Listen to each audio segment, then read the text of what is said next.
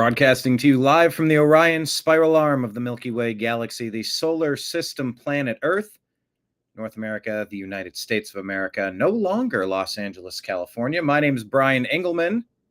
Today is Wednesday, August 6, 2025, and this here is the TNAM Daily Show here on the new American media, because the old American media has failed you. And you know that they've failed you. And I know that you know that we know that, look, we don't want to be lied to. We don't want to be stolen from. We want things to be better, cleaner, safer, happier. Although I am wondering how that happens if we're not streaming on Rumble. Can anyone see us on Rumble? Let me close this out again. Make sure that we are fired up in all of the places. Hit like, hit subscribe, however you're watching. Looks like it's coming through. Slowly but surely, Rumble is up and going. That is fantastic. On today's episode, we're going to talk about RussiaGate. Number one story in American history.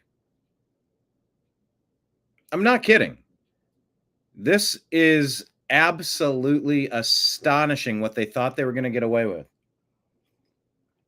The treasonous acts, the coup to overthrow the United States of America. So the grand conspiracy of RussiaGate is now going to a grand jury. And by the way, they messed around and they found out, didn't they? They found out.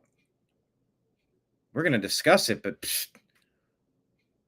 you know what happens as a consequence or just as part of the deal here, but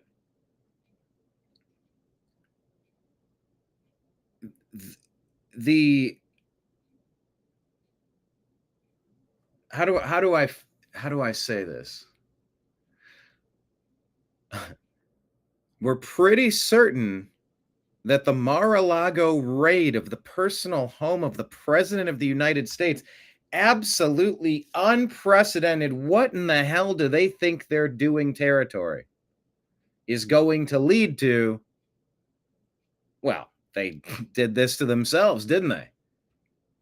They didn't want these criminal charges. They shouldn't have been acting like criminals. They shouldn't have been acting like they were participating in a 9-year RICO conspiracy to deprive civil liberties of all the people that voted for a form of governance that was overthrown against the will of the people in 2020, potentially.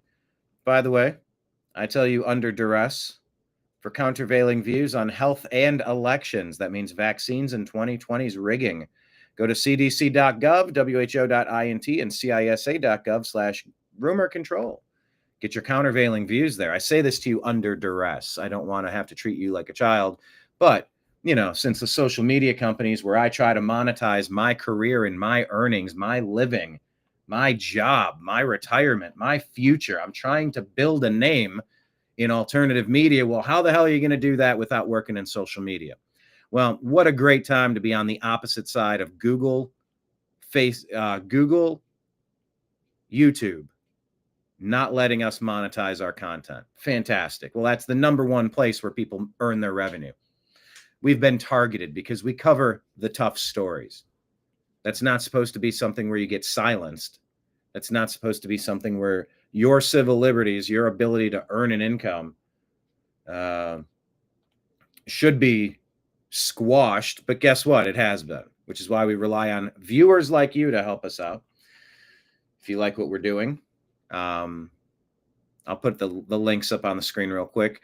Thank you to everyone on Patreon who is subscribed to us, the New American Media. And we do have a tip jar online, whether it's Venmo or Cash App. Just use Brian Engelman. That's my name. And on PayPal, if you want to toss a few bucks in the tip jar, it's fuzzinstallment@yahoo.com for PayPal, fuzzinstallment@yahoo.com, all scrolling at the bottom of your screen. But yeah, what a great time to try to be in this industry, telling the truth. And Facebook, Instagram, Meta are openly hostile to making sure that, can't monetize the content, can't collect advertising revenue. What a wonderful time to be alive.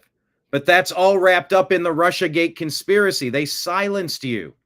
If you talked about COVID, if you talked about the 2020 election, insanity, you were silenced. You were deleted.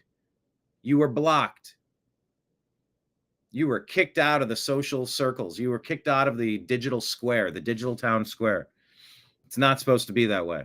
But that's what Obama's been up to with Biden, Harris, Mayorkas, Comey, Clapper, Brennan, Newland. Go down the list. There's 500 big-time names of people.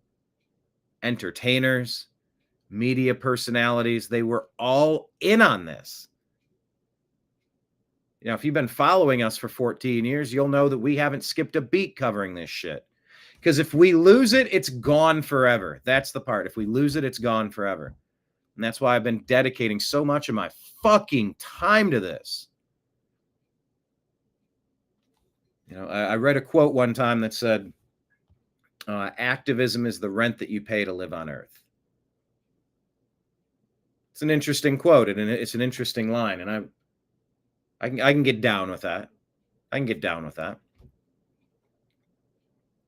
But everything's in balance. Everything's in seasons. But yeah, thank you everybody who tosses. I mean, when one of you shoots $100 into the tip jar, like it matters. Like that covers a big bill that month. When you sign up on Patreon and it's like, okay, at least we know this much is coming in each month, and you start building on that, it helps. Because the thousands of dollars of yearly expenses, let alone making enough to earn a living, having to understand the news and cover it enough to distill it down and be entertaining and informative and all of those things, and talented, working the comments section and working, really trying to understand what's happening in the news so that when I speak it, it can come out in an articulate manner that's digestible and as close to accurate as possible. That just takes up a lot of time. That just takes up a ton of time, and it's a labor of love, and I love doing this. But extra special thanks to all of you. Like it all matters, you know. We having any sort of a day, and then bam, you hear the clank of the change in the tip jar, and you're like, oh, that's $100. Thank you, man. That's $200. Thank you, guys. So yeah, there's various tiers you can sign up on Patreon per month if you want to participate. So it's just the RussiaGate grand conspiracy that's going to the not the Supreme Court, the grand jury. And they messed around with the Mar-a-Lago raid to steal his information on RussiaGate, which means you can try them in Florida, in the Florida grand juries, in the Florida. Like that's where this RICO conspiracy, coup, treason case is going to be epicentered, it looks like. They earned it. They earned it. And they've left people like me as collateral damage on the side of the road. They don't give a fuck about you, the people that watch content like this. They don't care about me, someone that greatly, deeply cares for America and wants to see it succeed. But we're being looted. We're being attacked. The literal flash mobs, the literal riots, the literal persecution. I mean, that last administration that seized control from Trump in 2020, and by what many people are saying was part of a grand conspiracy coup to commit treason and overthrow the duly elected president of the United States. They were attacking everybody. We were all class action victims in this. So yeah, it's all connected, and it's about damn time it comes out. But like we say on the program all the time, show me the indictments. Just enough. I don't want an investigation. I don't want a panel's been formed, and they're gonna form a steering committee, and they're gonna spend the next 9 to 36 months looking into whether or not, maybe they're gonna hold some maybe some hearings. I'm so sick of it. There's no more of that stuff. There is no time for that. It is time to go after the perpetrators of treason and hold them accountable so that this country can get back on its feet again. So yeah, There's a lot going on in the world. We're going to talk about it, and it's all connected. And I take it personal because you're coming after my country, you're coming after my civil liberties, and you're coming after my ability to make a name for myself and let my content go out there. The millions of views, the thousands of subscribers, and YouTube keeps our shit so limited. It's like they refuse to allow anyone to know that our content goes out onto their platform. That is the definition of shadow banning, which is why it's so important that we're on platforms like Rumble, platforms like X, backup platforms like Odysee, and well, all of them. Let me put them on the screen and ask that you follow. At the bottom of the screen here, the New American Media is on Instagram, which is where you can get a preview to a lot of the show segments that we use on the TNAM Daily Show here. Facebook, we have a lot of private groups, great groups. Truth Social, it's a nice backup for X. Can't grow over there. Haven't quite figured out how to like gain the audience, but it's a place where our content can be delivered at least. And then on YouTube, the New American Media. We would ask a favor of anyone out there watching. We're about 700 pennies short. I consider a penny to be 1 hour of content viewed. We're close to having all of the criteria accomplished so that we could qualify for monetization again. So if anyone has some hours to spend, maybe go to the New American Media. I mean, we've done lots of 1, 2, 3, 4 hour long shows. If you want to set something on one of your devices and play it and walk away, even play it while you're doing chores, play one device in one room, play one device in another. It's all hands on deck just to see if we could kick back into monetization and see if that might shake off the rust of the shadow ban for the YouTube channel for the New American Media. 2,000 videos over 14 years, millions of views. We want our channel to be generating revenue again. When we were interviewing John McAfee right before they zapped us, I mean, the AdSense revenue that was coming in, we're going, okay, it's not enough to cover expenses, but it's making a dent. And if we 2x or 3x this model and do that much more content, we're here. Like we've locked ourselves in with a basic, and they pulled the rug out from underneath us. So then I've gone in phases where I've worked full-time jobs and I've done this on the side, and I've done part-time jobs and done more of this. I've done nothing but this at great personal cost. But there's seasons for every part of our journey. The version of me that you've seen over the past 14 years has changed. And so it would be fun to go back and look at some of that content. So please, if any of you have an hour to spare, or 10 hours or 20 hours or 30 hours, to just this week, I want to hit 700 extra hours viewed this week. If we had 100 people watch 7 hours of content,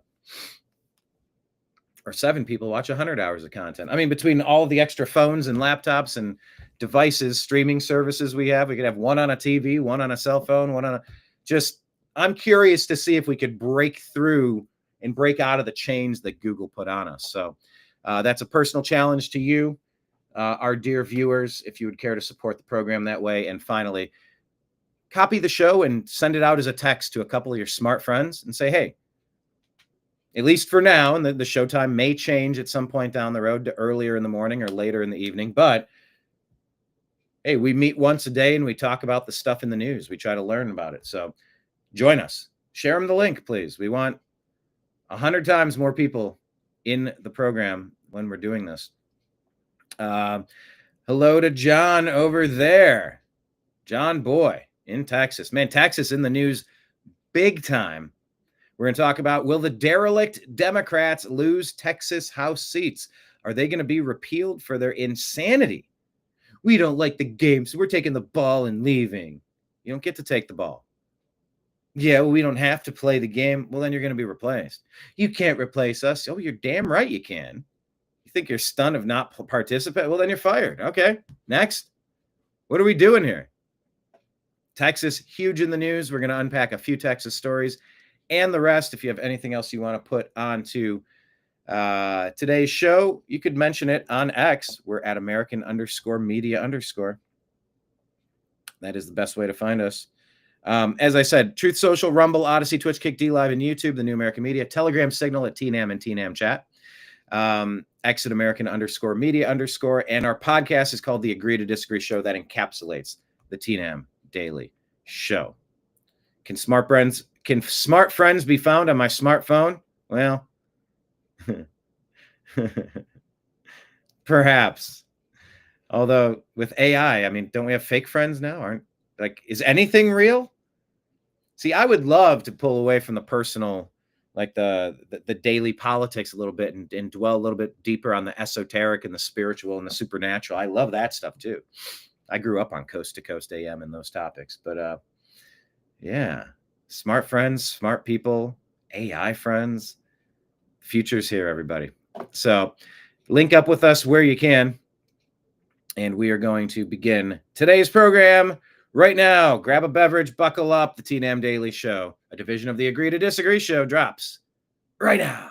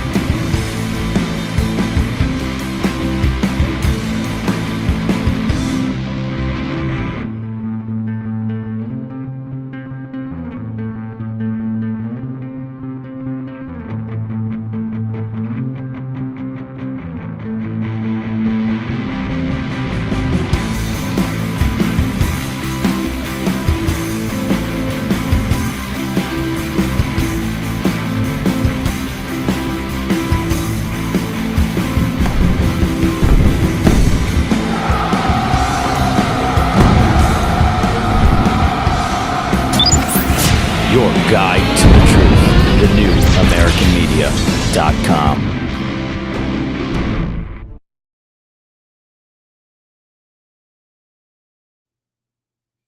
All right, everybody. Thanks for being here in chat. We got Lake Leon. We got Kenneth. People bouncing in here. Thanks for joining us today. Let's break down the news. Yeah, we do have a nice international show here. David Bann joining us in the comments from Ontario, Canada. Yes, I say Canada lovingly. I used to live like an hour away from Canada, so calling it Canada was very fun. It's just like a good-natured, like a little jab, a little razzing. It's not even bad or anything. It's just calling them Canada. Okay, Kristen Sokoloff here. What do we got? A conversation. Yeah. Oh, okay. I remember this one. Kristen Sokoloff says, "You've got to be kidding me. Here's Van Jones and Scott Jennings. Try to make sense of this conversation without your head exploding." Pardon the pun? Well, here you go. Well, half the country believes a lot of dumb stuff, including lots of dumb stuff that comes from Republicans, but nobody's trying to put anybody in prison over it. Listen, we live in a. They tried to put Donald Trump in jail, man. Hold on a second. They tried to put Donald Trump in jail over stuff that he actually he got indicted for, but the country went ahead and reelected him anyway. Look, my point is this: it is in fact the case. He's trying to make a point by making an opposite point. This is might be. I've heard Van Jones say a lot of crazy things. I talked with him at the 2016 RNC when he was, he's said a lot of wacky things, but you just heard him say it's not like, but nobody's trying to put anyone in prison over it. Yes, they have been. Obama, Clinton started this. People believe a lot of wacky stuff and nutty stuff in my party and in your party. That is very different from the Department of Justice saying they're going to put somebody in prison over it. That's a different world. The coordination between the Department of Justice and the Attorney Generals and the Obama, Biden, Harris, Mayorkas, all of it. It was all part of a grand conspiracy. They were working hand in hand. Van Jones couldn't tell a bigger lie if he tried to. We've not been in the world before. Listen, you served in the White House. I served in the White House. The idea you're going to somehow now go to jail because people misinterpreted what you did? people misinterpreted what you did. No, it's crystal clear what you did. No, there's no misinterpretation. You tried to kill Trump. You tried to jail Trump. You tried to frame Trump. You tried to impeach Trump. You tried to spy on Trump. You tried to fuck Trump every single opportunity you had. It's fine to be in politics. It's fine to try to defeat your political opponent. Weaponizing government for 9 years in an ongoing RICO conspiracy case of treason is not okay. And y'all created this. You made this mess. There's no misinterpretation here, pal. We're interpreting this crystal clear. In there, I think this is very, very scary. Well, half the country believes a lot of. It is very, very scary. Clinton, Obama, these people should be absolutely terrified of what's coming. You can hear the rumblings on the train track. They're coming around the bend. Do you hear the freight train coming? You did this to yourself. Oh, the Democrats have earned every drop, every ounce of penalty that's coming their way. They have earned it. Oh, brother, have they earned it. Dumb stuff, including lots of dumb stuff that comes from Republicans, but nobody's trying to put anybody in prison over it. Listen, we live in a. They tried to put Donald Trump in jail, man. Hold on a second. They tried to put Donald Trump in jail over stuff that he got indicted for, but the country went ahead and reelected him anyway. Look, unreal. I got to put in the comments, out of all the whoppers we've endured from Van Jones over the years, this might be the biggest clown take we've ever seen. The Democrats, I'll say the D's, completely weaponized our government for 9 years in an ongoing RICO case of treason. D's deserve all justice headed their way. I couldn't believe this quote was a real thing when I watched it. Here's Jesse Kelly kind of echoing the sentiments that I've had as well.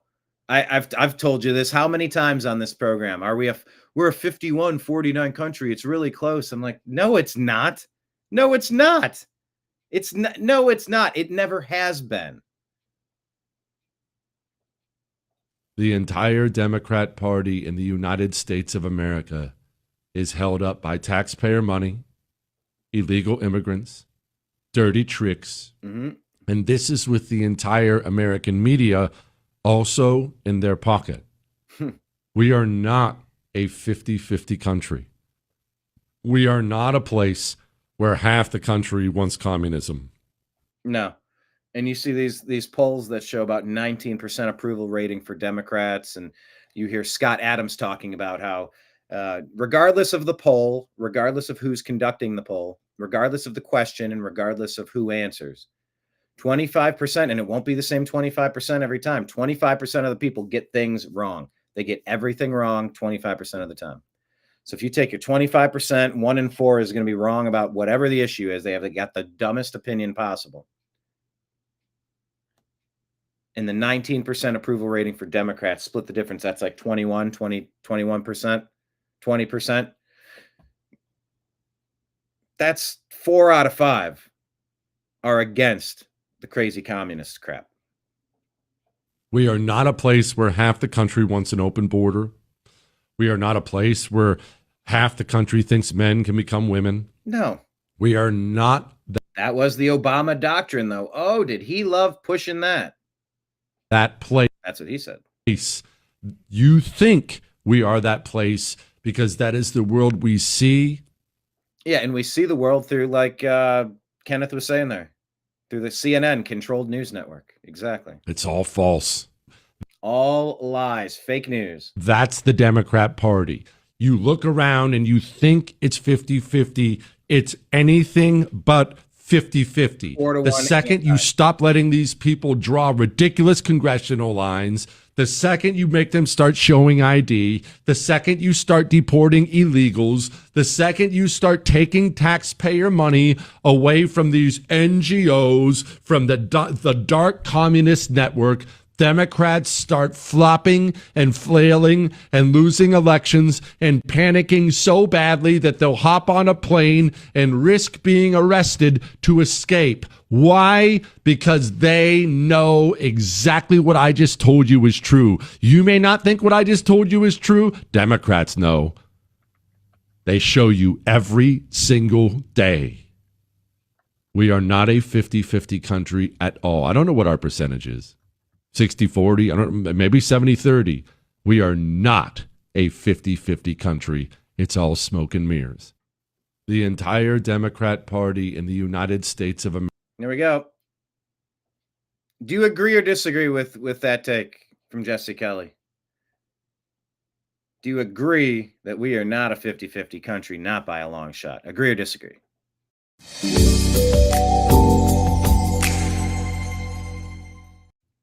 Type it in the comments, QOTD. Do you agree or disagree that we are not a 50-50 country? It's hardcore mega majority.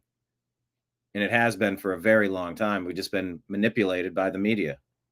The lying, dirty, deep state media, by the way. So what is this? The Real State of America is reporting this. Representative Alexandria Ocasio-Cortez, Democrat from New York, has come under renewed ethics scrutiny after a July 2025 report revealed she labeled her fiancé, Riley Roberts, as her spouse for secure access to high-profile perks like a $250 ticket to the 2021 Met Gala, while simultaneously avoiding federal financial disclosure requirements by claiming he was not her spouse. The House Ethics Committee concluded Ocasio-Cortez used the spousal designation when it benefited her, allowing Roberts to attend the exclusive event for free under the House gift rules that only apply to legal spouses. However, in her financial disclosures to Congress, AOC did not identify Roberts as her spouse, thereby avoiding the legal obligation to publicly disclose his income, assets, stock trades, and business interests. This inconsistency drew sharp criticism from both watchdog groups and lawmakers who accused the Congresswoman of selectively applying the rules for personal gain. In addition to the ticket issue, the committee noted that AOC delayed payments on several items and services tied to her appearance at the Met Gala, including her now infamous Tax the Rich dress. She has since agreed to reimburse vendors approximately $3,700 and pay the full ticket value of $250. The investigation, which had been ongoing since early 23, has been closed after her full cooperation and payment commitments. Critics argue the incident undercuts her public stance on transparency and ethics in government. AOC has been a vocal advocate for banning members of Congress and their spouses from trading stocks, positioning herself as a champion for accountability. Yet this case has led some to question whether she used a legal gray area to avoid the very rules that she promotes for others. While no formal disciplinary action has been recommended at this time, the Ethics Committee's findings have raised broader concerns about how congressional gift rules and financial disclosure requirements are enforced and whether some members of Congress are able to exploit the system for personal convenience. Well, damn, did you hear that one? Rules for thee, but not for me. Colin Rudd reporting this. French farmers successfully getting 500 gypsy squatters evicted after spraying them with manure, according to The Sun. French farmers decided to take things into their own hands after police reportedly refused to remove an illegal gypsy camp on their property. What in the hell is wrong with the French government that they're going to allow an invasion of gypsies on their farm property? People aren't asking for very much out of law enforcement, the bare minimum. But when people are invading your country, invading your property, that's the bare minimum you expect the police to jump in. With the harvest just weeks away, the farmers say they were forced to take things into their own hands, so they started spraying the squatters with poop. Now, according to the Sun, a judge has ordered that all 500 members of the traveling community of gypsies must leave the area. It's a major victory for us. A civil court decision went in our favor, said a farmer. The travelers were told to move out within 24 hours or else face police intervention and fines. Around 500 of them traveling in about 200 caravans all left. Yeah, this is what you need at ICE protests and the next riot. I'm not saying the shit. It's like the police intervention for sure. Gypsy, fancy word for hippie. Someone saying this is old footage, bruh. Okay, well, if that's still the story, it's still relevant. It's one of the major reasons why I left Los Angeles, because they made it so difficult on like you couldn't get rid of squatters. They changed the rules. Like, oh, if there's someone claims a COVID hardship and they're not paying their rent, then you can just, I'm like, then who's going to pay the mortgage company? What do you mean? You kick them out immediately. Like, you either pay or you don't, and then you got to go. Like, the clock's ticking. Someone else, like, that money's just getting transferred to the bank. Like, it's not. I'm like, if that's what you're going to do, then I can't do business with California. I had to leave.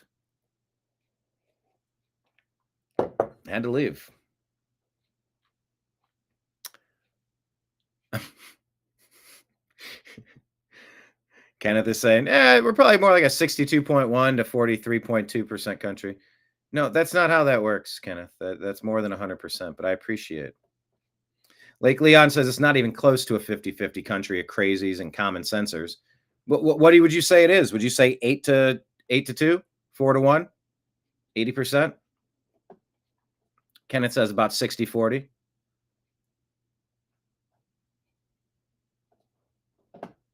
So anyway, that's an interesting story. But the problem about getting rid of squatters, getting rid of homeless, having places for people to get services at facilities, these are all conversations we need to talk about. All right, let's talk about a hero here. Vibe check for Kenneth. It's a good story. I mean, it's a bad story, but it's a good story. But it just shows, like, the battle is here. Are you physically? I've been working to level up my physical fitness, my mental fitness, my spiritual fitness, my financial fitness. I guess we all are doing a version of that to one degree or another. Am I right? But anyway. This guy here. All right. So Ed Korestein. You know him. What do you mean? I don't know Ed Korestein. You don't know Ed Korestein. Yeah, you do. Because his name's Big Balls. Lake Leon, by the way, says 85-15. Yeah, I said 80-20. 19% approval rating. 25% of the people get every question wrong on every poll. Different people, different polls, different metrics, but 1 in 4 is just broken. Yeah, yeah. 85-15, 80-20. I think we're close. So Ed Korestein is Big Balls. You remember Big Balls from Doge. He was the hero that saved a woman who was being assaulted in her car in D.C. Multiple sources confirm.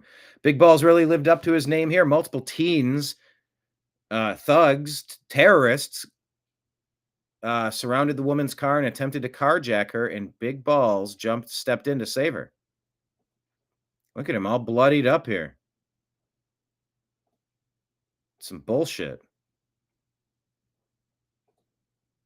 We are all the heroes that we need. When seconds count, police are only minutes away. We got to jump in and save people. Man, oh man, did he pay a penalty for it? Elon says a few days ago, okay, good, we can read this. A few days ago, a gang of about a dozen young men tried to assault a woman in her car at night in D.C. A Doge team member saw what was happening, ran to defend her, and was severely beaten to the point of concussion, but he saved her. It's time to federalize D.C. President Trump chimed in and said, crime in D.C. is totally out of control. Local youths and gang members, some only 14, 15, and 16 years old, are randomly attacking, mugging, maiming, and shooting innocent citizens, at the same time knowing that they will be almost immediately released. They're not afraid of law enforcement because they know nothing ever happens to them. But it's going to happen now. The law in D.C. must be changed to prosecute these minors as adults and lock them up for a long time, starting at age 14. The most recent victim was beaten mercilessly by local thugs. Washington, D.C. must be safe, clean, and beautiful for all Americans, and importantly, for the world to see. If D.C. doesn't get its act together, and quickly, we will have no choice but to take federal control of the city and run this city how it should be run, and put criminals on notice that they're not going to get away with it anymore. Perhaps it should have been done a long time ago. Then this incredible young man and so many others would not have had to go through the horrors of violent crime. If this continues, I'm going to exert my powers and federalize this city. Make America great again. We're going to type federalize this city button. Big balls, baby. Big balls. Aw, it was that toxic masculinity. He made a joke about his balls. You know, because guys have dicks and balls. Yeah, they do. Oh, that's toxic masculinity. He talked about his balls. And find me.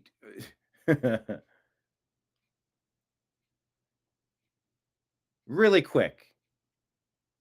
Out of the top 100 touring female comedians, how many of them aren't talking about their vagina? How many female comics can make it through a 60-minute performance, a 60-minute special, without talking about their vagina? It's not toxic masculinity. Big balls refers to the testosterone. We've read you studies and shared them on various outlets at the New American Media. Talking about how testosterone makes people want to do the right thing.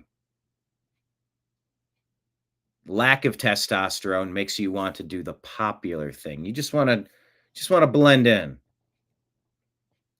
I don't want to get involved. Yeah, well, testosterone runs into the burning buildings, people. Testosterone runs into a group of monsters trying to carjack a woman. That's not toxic masculinity. He does have big balls. Big balls means you have big testosterone pumping through those things, giving you that energy, that courage to find what's right and what's wrong. How many of you would run into an ongoing attack? It's not a smart thing to do. How many would run in to be a cop, especially when they're demonized? By the way, talk about an epic blowback or fail. What percentage of these outrage cases have been absolutely squashed where they stand because the body cam footage disproves BS claims? Oh, a ton. That's one thing we've learned from these unfortunate or blown out of proportion incidents involving police and criminals that expire. Yeah, it's like a blowback. It's like unintended consequences. Now you can't get away with so many fake accusations to burn cities down or organized, orchestrated Democrat-led riots. You know, like 2020, the summer of love, when Biden totally got 81 million legitimate votes.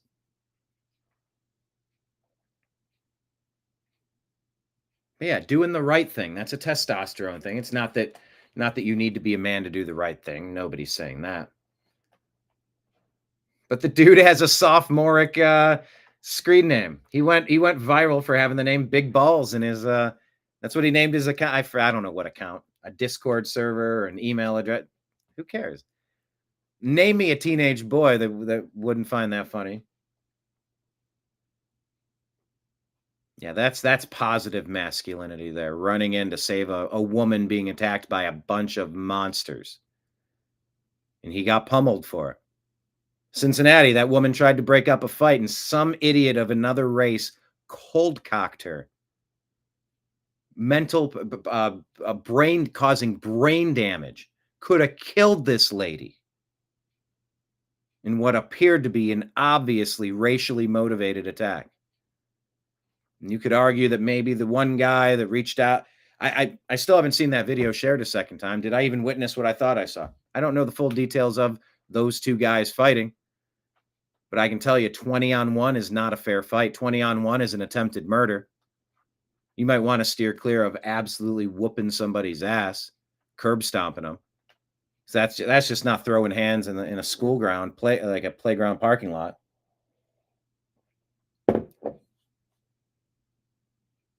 That woman did nothing. I haven't heard a single peep out of anybody that could justify why that black dude cold-cocked that white woman who was not causing harm to anybody in that altercation, other than severe white derangement syndrome pushed by the media, pushed by the Obama doctrine, pushed by the dirty deep state divisive Democrats for decades. Why else would you irrationally hate somebody that did nothing wrong to you? I guess that's if we're ascribing intent to that idiot that knocked that woman unconscious, could have killed her. I'm just guessing. Why else would you knock a lady unconscious of another race in a mob when it's 20 to 1? Why are you? Haha! I finally have a chance to go get Whitey. What even is that? It's awful, is what it is. No idea what the demographic makeup is of the monsters that were trying to carjack this woman in DC. No idea. I don't care about what people look like. I care about how they're acting. I care about their, best generation ever. Gen X, Millennial, Zennial, Xennials or Xenials, Zennials. Born in like 77, 78, 79, 80, 81, 82. Like there's like a weird micro. But I think that was maybe the last generation that got the Martin Luther King message of not judging a person by what they look like, judging them by how they act and the content of their character. And by the way, there've been a million times I've been less than perfect and I've been embarrassed in hindsight of things that I shouldn't have done or shouldn't have said or wish this would have been. We're all imperfect people. But on the important issues, is this person mostly on the right side of common sense? On the top 100 issues, are you getting 80%? Like, are you kind of like on board with normalcy? Or are you a real problem to society? No, I don't care what these people don't know what the assailants look like. Oh, does anyone want to take a guess? Are you allowed to guess? What if this was betting odds? Oh my Lord. Could you imagine if you could take wager?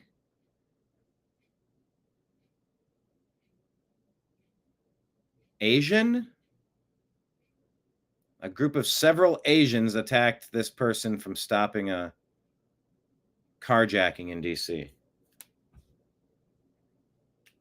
A group of baseball players? A group of Eskimos? Who are we talking? A group of who? Can we guess? No, we shouldn't guess. But I think somewhere around the millennial generation, Gen Z, the Martin Luther King philosophy of judge a person by the content of their character, not by what they look like, dummy, got changed to, by Obama, got changed to Everything is always about race, and I'm going to exploit it for personal gain, financial gain, and political gain at every opportunity. I'm a racial arsonist who's hell-bent on destroying America, burning it down, and then rebuilding like a phoenix from the ashes of a formerly great nation. I'm not kidding. That is legitimately how low of an opinion I have of Barack Hussein Obama for his actions, not because he's half white, not because he's half black. Oh, so you mean therefore you have an equal opportunity to say, oh, he's like me, I can relate to him. Oh, he's not like me, I can't relate to him. I don't give a shit about the ingredients. I care about the actions. I care about the policies. I care about what he's done, what he's proven over 20 years. One of the biggest mistakes America has ever made was allowing him anywhere near the controls of power, because he weaponized absolutely everything. And back to this Ed Cortesine story, aka Big Balls, stopping this attack in Washington, D.C. It's time. It's time to federalize D.C. and run it like a proper fucking capital to a nation. Get some services together for homeless and mentally ill people, the drug-addled. You don't get to just plop out and expire on a street in your own filth, pissing and shitting all over the city streets. Oh, you need to get your next fix, so you're robbing people. You're committing massive amounts of crime, making the place unsafe to walk. That is backward. That is unacceptable. And the blue Democrat-run cities, mainly Democrat-run, have got a lot of answering to do for the allowing of the criminality, pushing criminality, and not having district attorneys throwing the book at the monsters.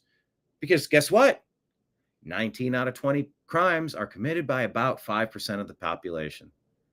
I'm sort of making that up, but I'm also distilling other reports that I've read. The recidivism rate. Look at El Salvador. Lock up the top 1% of the worst people committing the worst crimes. Guess what? They're all going to stop. 95% of crimes will stop if you go after the 5% of the people doing all of the crimes. That's what any proper nation would do. Big Balls is a big hero. Protect Big Balls, Lord. Protect Big Balls.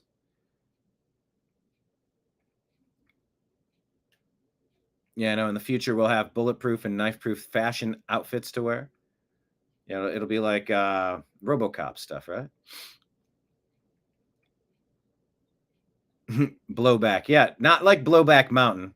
Actually, I don't think you'd need to change the name of that for like a Blowback Mountain. Like that's actually a name that would work.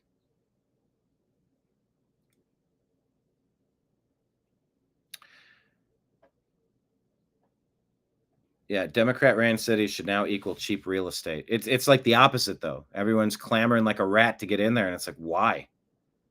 They're not taking care of their basic duties. All right, basic duties. I'm going to once again put this out here to remind you regarding Epstein. Was it all a trap to get Elon to make it look like he had dirt, and then they're fighting, and so it got the Democrats to all start screaming bloody murder about the Epstein list? I don't know. Do I still want to see the Epstein list? You're damn right. I want an accounting for what actually. I want an accounting. I want when I say the list, I want a proper bullet point, too long didn't read version of who, what, where, when, why. Set it up as a dartboard. The outer ring people, look, Epstein and this organization, they wanted to connect with every famous, powerful person possible. There's an outer ring of people who have not been proven to have done anything wrong. Here's the list of those outer ring people. Contacted, acquaintances, met multiple times, talked to, but nothing nefarious, no bad dealings, no blackmail, no repeat visits, no island visits. Yes, you took the plane, but you didn't take lay it out. There's outer ring things. middle ring, inner ring, bullseye things. Yeah, I want the bullseye. I want the inner ring. I want where the actual awful stuff, that's what we need, and we still demand that. But if I am being forced to either trust the Trump administration or the Biden, Obama, Harris, deep state, Democrat, traitorous clusterfuck of monsters, yeah, I'm going to trust the Trump administration. I'll hold my nose because I don't like the word trust. I like trust but verify. I'm going to trust the team that put this news out. Florida has arrested over 40 pedophiles in undercover operation, and 7 of them are on immigration custom enforcement holds. Part of an undercover operation, State Attorney James Uthmeyer's office confirmed 48 individuals arrested in what Uthmeyer's office described as a 6-day undercover op targeting online child predators. A press release notes this marks the highest number of arrests ever made during this annual joint effort to protect Florida children from exploitation and abuse. I know the state attorney here is going to be doing the Lord's work to make sure that these people go away for absolutely as long as possible. And those that shouldn't have even been in this country, they'll go back to where they came from after they've served their time. As a handful of people arrested were foreign nationals with ICE detainers. To go after young kids, there's no defense, no justification, no excuse. It will not happen. It cannot happen in Florida, and we will work every day to make sure that we are getting every single one of those guys off the street. So yeah, bravo. Now I know that's technically Florida, but Florida, DeSantis, Republican, MAGA, it's sort of like that, the same team. And Bondi's putting new things out quite often. So I'm gonna have to hold my nose and just trust that we're gonna get to the Epstein thing when it falls in order. Things are, Bongino's begging us. There are things happening behind the scenes that you can't see. Please let us finish putting this together. There are still a lot of deep state actors that we are taking out that are blocking us and trying to frame us. Like, please give us a second. Yeah. I'm not going away. I'm not going to say that I don't want the list and I don't want the truth. I do want the truth. No, it's trust and verify, not thrust and testify. Although maybe that was Stormy Daniels. Anyway, Raging West here says, Tommy Robinson posted the fact that a school in the UK had no students who spoke English as a first language. What are you doing, UK? You've been overthrown. So now he's under investigation, Tommy Robinson, by the British state because he posted there's a school in the UK that does not have a single student speaking English as a first language. Facts are now illegal in the UK. Oh, I guess there is music. Okay.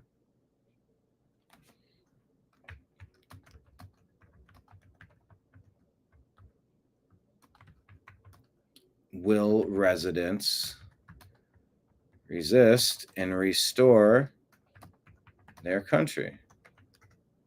Yeah, the UK has been overthrown.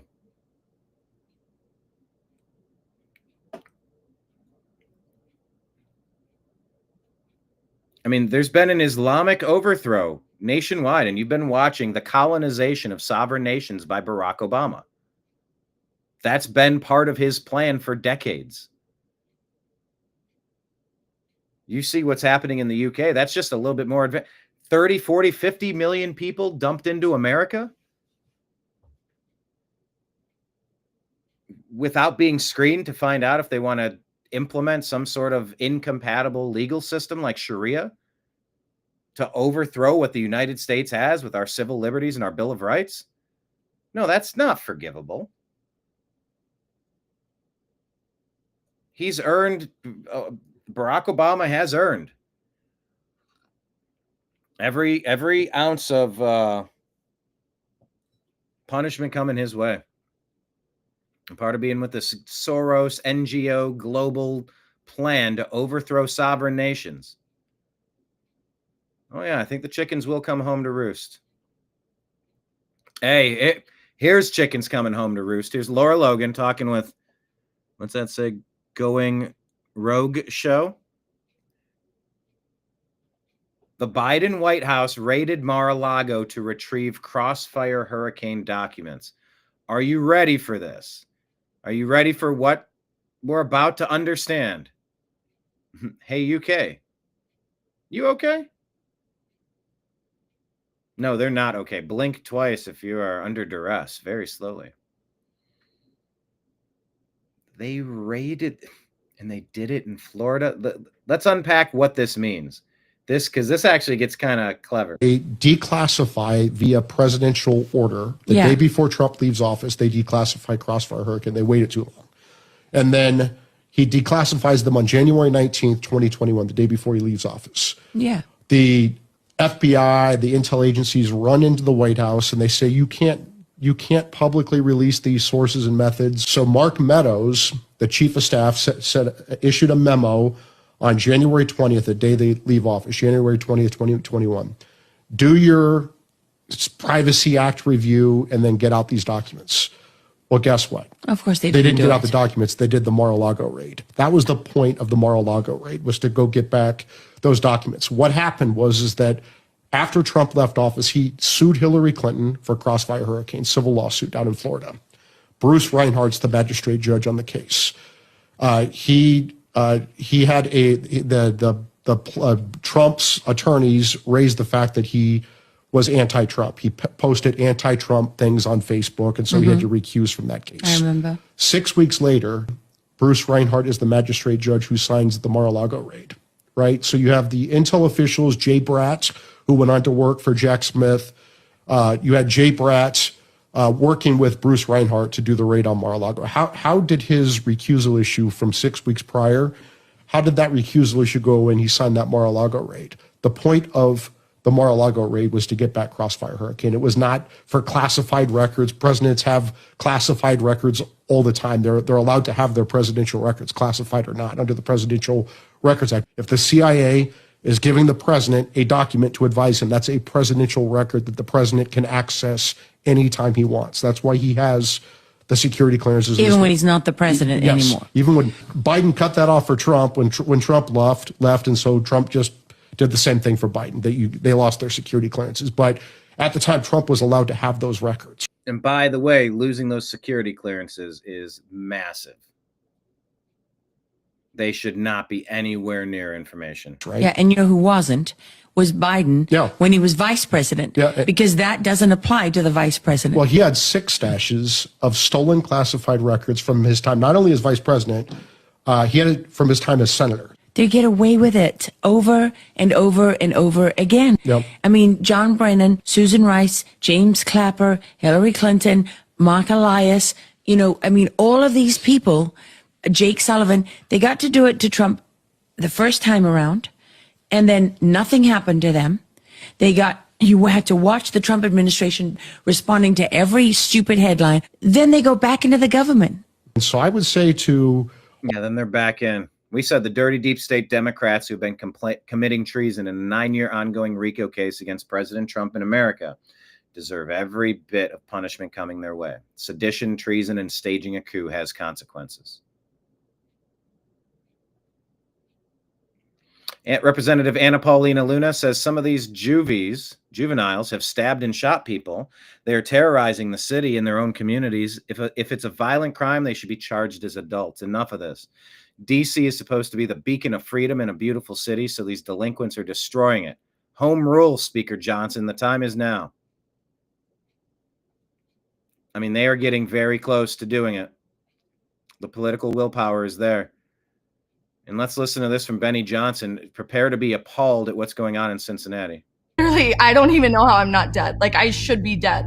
And so many doctors have been like, you should be dead. How are you doing right now? I think that's a big question as to people have seen the injuries, they've seen the bruises, they watched the attack happen on social media. So many people horrified. What is your current state? Are you in pain? Are you suffering?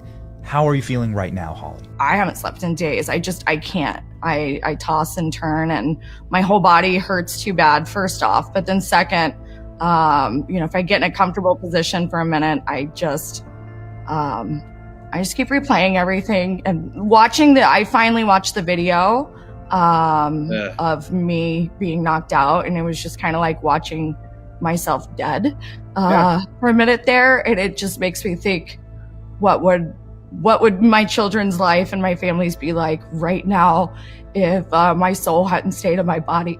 So I'm not okay, but thank you everyone for helping me with your prayers and your love, because that's what's getting me out of bed, and it's pushing me to make sure that this doesn't happen to, because I'm a mom. I would never want this to happen to my kids. I wouldn't want this to happen to my mother. I'm someone's sister. My brother has been by my side, and I could see the horror in his face. And so I don't want anyone, because it's not just me who's suffering, it's my family. It's my children, it is my mom, my brother, my aunt, uncle, like everyone who loves me. They're suffering too, because I don't even know how I'm not dead. Like, I should be dead. You were not only knocked unconscious, but then you hit the cement in a way that would have caused, or could have caused, a brain hemorrhage. Yeah, they said 25%. By the way, they got goofy organ music in the back of this. I really don't want YouTube to hit me with a copyright strike. They have these tricks where someone makes a piece of music, but then they make it free, but then they make it licensable, and then they can file copyright claims, and all that stuff limits your reach. I am trying to work within the confines of YouTube. I am trying like hell to get my stuff monetized again. I haven't had it monetized in like 6 years. Imagine not having an income for 6 years. But yeah, the copyright laws are really bad on YouTube, where I am paying almost no attention to the background music. But listen, there's like a little bit of organ in the background. Of the time, people die and they'll say, "Oh, well, this is somebody claimed a copyright, and then we're gonna limit your distribution." It's like, I don't want a limited distribution. I want the people to finally see my content. Why are they going out of their way to flag the content? Well, because they don't want more people seeing this. Because that 80-20 split will become 85-15, 90-10, 95-5. I get it. Anyway, it's a big frustration, because just now I realized there's been this organ music for a minute. And I'm just wondering, am I going to get dinged for this? I don't know. Instantly when they hit their head like that. And then there's yeah, the way that she smacked her head on that is an attempted murder. That's why you just don't go around punching people in the face. As if we need to say this shit out loud. Another 25 to 40% chance that I could have gone into a coma and been a vegetable my whole life. And then if the guy had been 3 inches lower with his fist, he would have killed me instantly as well, because it would have hit my throat, trachea or whatever. And so they just, unfortunately, due to the media and everything going on, I've been forced to have to watch it. And then the doctors have to replay it and watch it. And lawyers, I have a team of lawyers. Imagine. Why would you want to replay? You didn't ask for any of that. You don't want to be an image of you getting your ass knocked TF out. World star. Oh, what a degenerate. Demonic.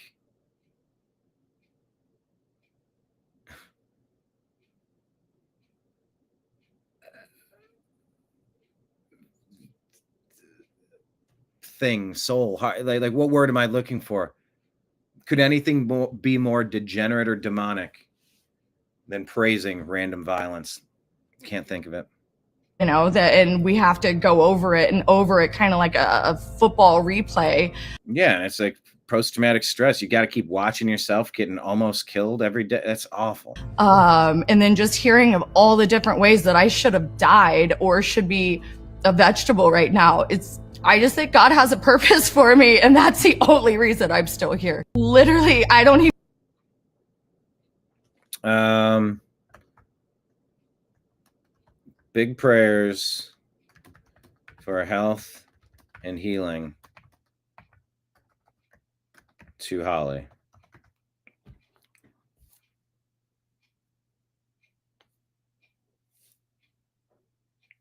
Just awful. She's been able to raise some money. Where is her go? Oh, the campaign was created by Benny Johnson. Let me see where that's at. Grok. Holly GoFundMe campaign created by Benny Johnson. Let's see what that's up to. And I'll tell you guys about where you can donate if you wanted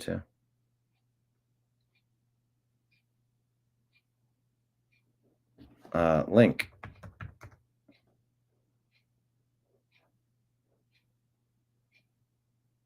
Oh, it's on Give, Send, Go. This campaign is unpublished. Hold on, that didn't work. That link didn't work. Send a working link. Because I would share that if anyone could help her out. Nope, this campaign is not published.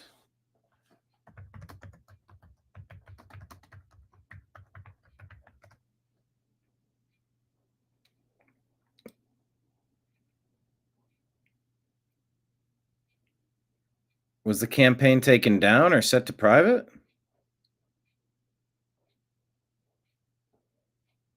I'm going to type that in the comments. I don't know what's going on.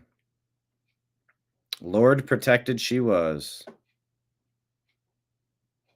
Freaking demons indeed, dude.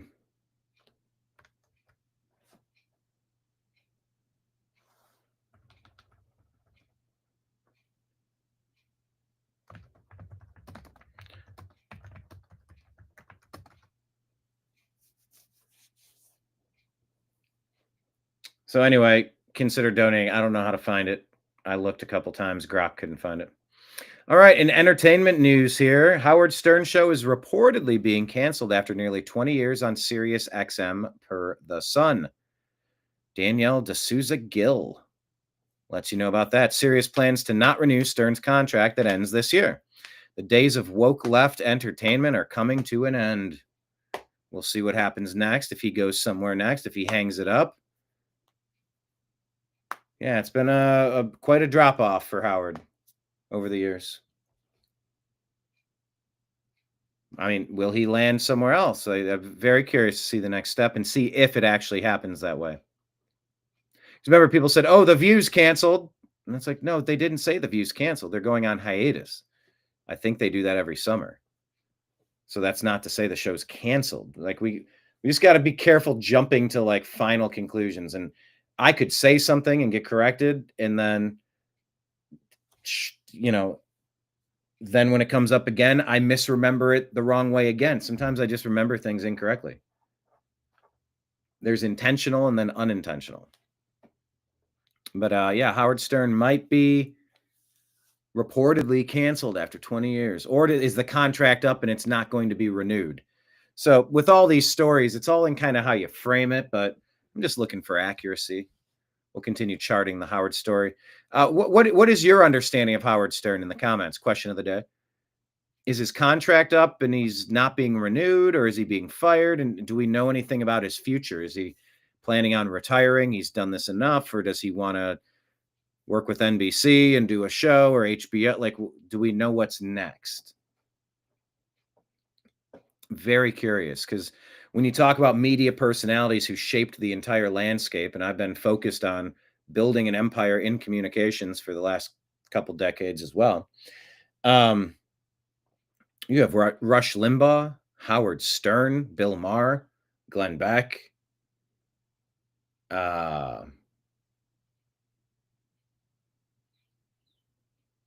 Thinking. I don't need to give you the comprehensive list. Howard Stern, Rush Limbaugh, masters at succeeding in the marketplace. So, it's interesting as the canary in the coal mine analogy tells us, just when you see something go down, is that an indicator that I'm about to go next? Is it signs of things to come, or is it like a one-off? I don't know. I don't know what the future holds for broadcast. I do like that I get to host an international show, and that, you know, we have regulars who find value in the content. I think that's fantastic. Thank you, everybody. But Howard, I want to keep following this story and find out what's next. This was a guy that gets stopped about gender transitioning. And this person is like, well, you know, you can totally undo all that stuff. And he's like, no, you can't. No, most of the people they go to this and that. It's a good conversation. I'd encourage you to watch. All right, here's this segment. Faddis, what's his name? Sam Faddis says that Intel officials knew that the laptop of Hunter Biden was real, and then they did the exact opposite with it. What type of charge should they face for interfering in the United States election this way?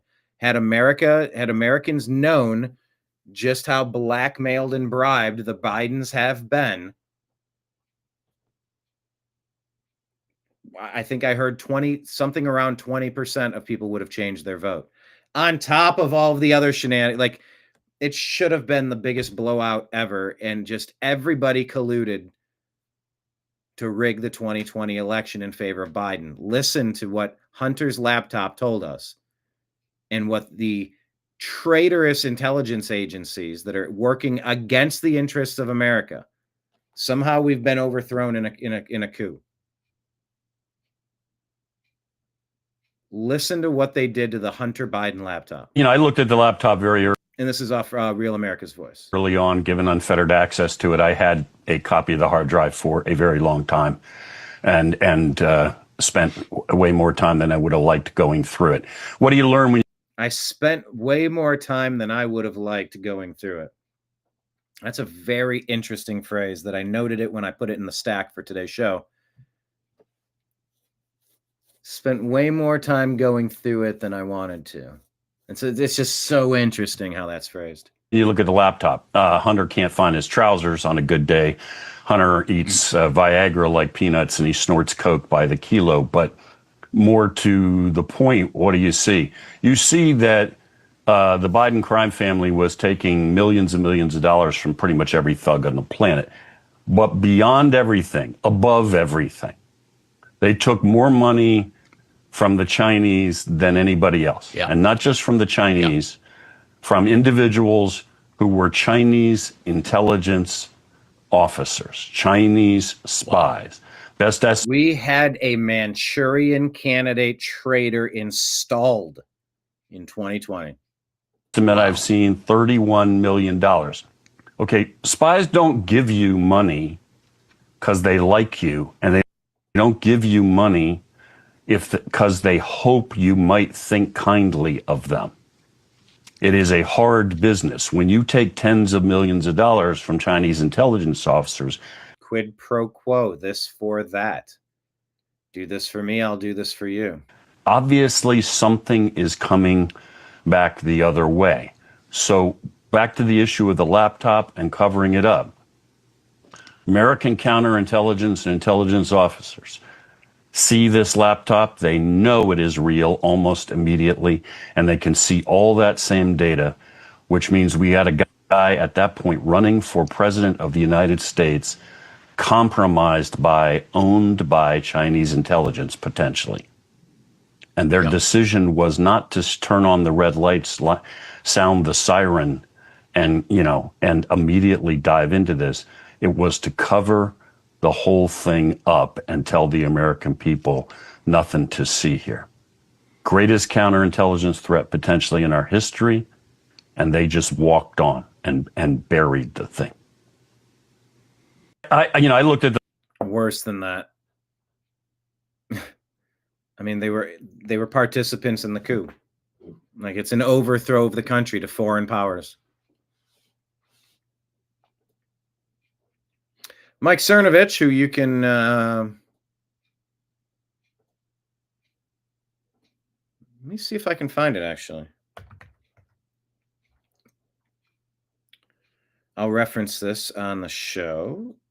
By the way, Shedeur Sanders is going to be the starting quarterback for the Browns in the scrimmage this week. How interesting is that? If you're into sports, that's sort of interesting. All right. Go to my channel. Search the videos, Cernovich.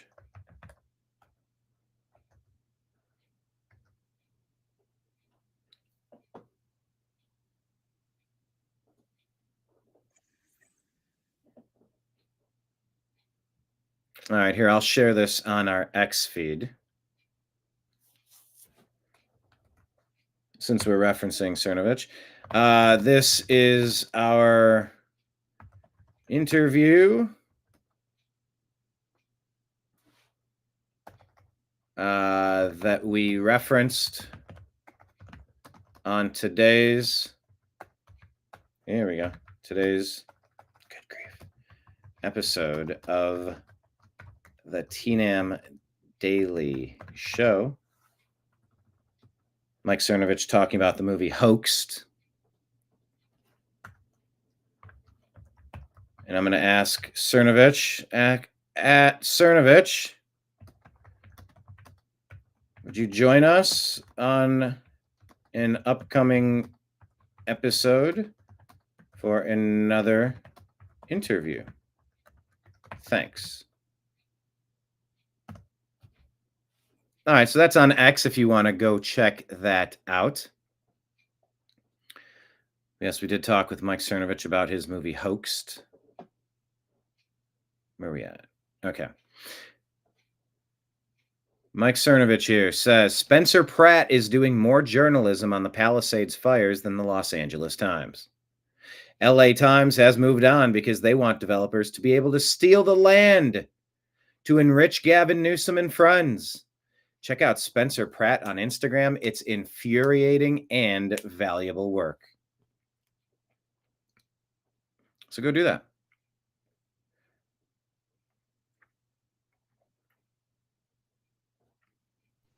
Hi, it's Robert. Here we go. Hi, everybody. It's Robert F. Kennedy Jr. here. As Health Secretary for HHS, I want to let you know that we've canceled 22 mRNA vaccine investments worth nearly $500 million, citing failure to protect against both COVID and the flu. BARDA, that's BARDA, has been terminating these contracts. And along with Dr. J. Bhattacharya, or however, this is a massive win for Maha.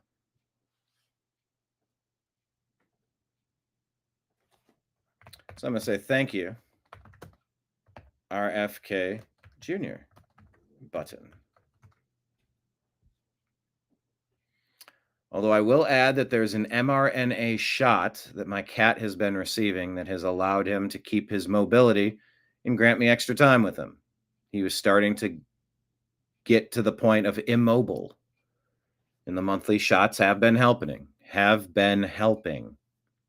Loosen up stiff hip joints. And I mean, he wasn't able to jump up, push on his back, on his hind leg for anything. And it's like, oh man, this is the end here. They're like, we are at like, you have done broken down. What happened? No. It's terrible. No. But that Silencia, I think it is. Not a paid advertisement. But it has helped my cat.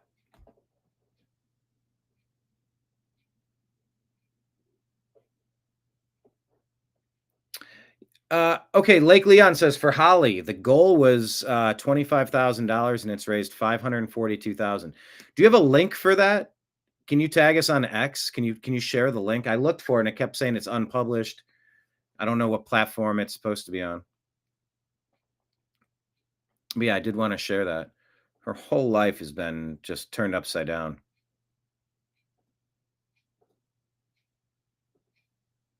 All right, here we go. Let's take a check-in on the state of Texas. CNN's Cassie Hunt is asking if Texas Governor Greg Abbott, who's wheelchair bound, does he have...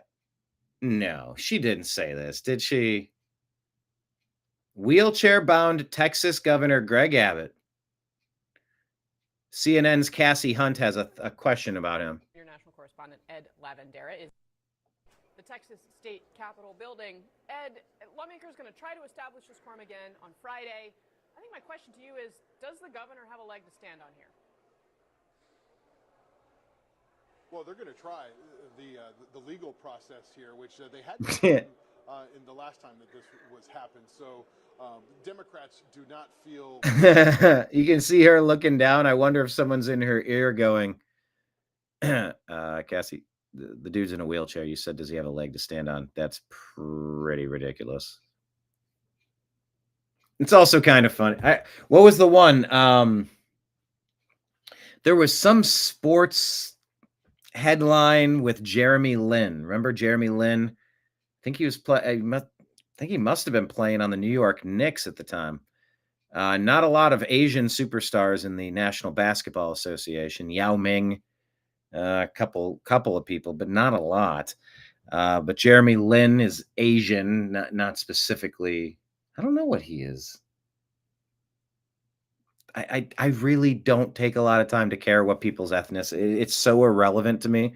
It's one of the most boring topics on earth to me.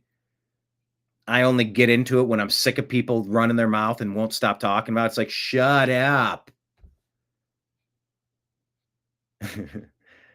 But Jeremy Lin became like a superstar overnight, and everybody they called it Lin Sanity. Oh, Lin Sanity sweeping the nation.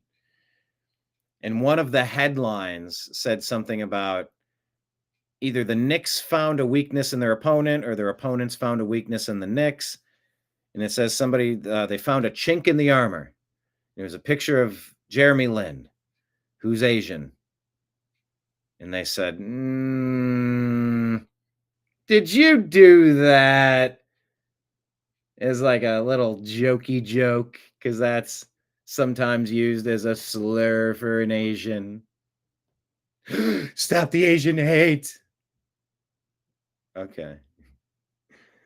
But there's always been clever wordplay with titles, with headlines, sophomoric stuff. I don't know, big balls. You pick a funny name. There's nothing funny about using that word. But like, that's a phrase for armor, a chink in the armor. It has multiple meanings. Meaning of chink in the armor. It just refers to a weak point or a vulnerability or a flaw in an otherwise strong or well-protected system, person, or entity. It originates from medieval times where a chink was a small crack or gap in a suit of armor that could be exploited by an opponent's weapon. CNN's Cassie Hunt asks if Texas Governor Greg Abbott has a leg to stand on. I mean, allow me to save most of my rage for sedition and treason and a coup in a 9-year RICO conspiracy to destroy the United States of America and permanently. We're 5 days away from fundamentally transforming the United States of America. No, we don't want America to be fundamentally transformed into what? No. And the answer to whatever it was supposed to be transformed into, the answer would have been no. It's not like against this group or this religion or that religion. It's just in general.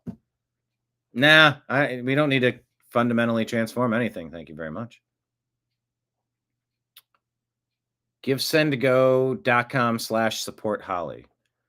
What was Grok giving me then?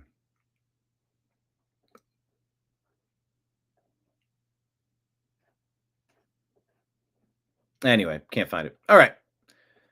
I think it's kind of funny.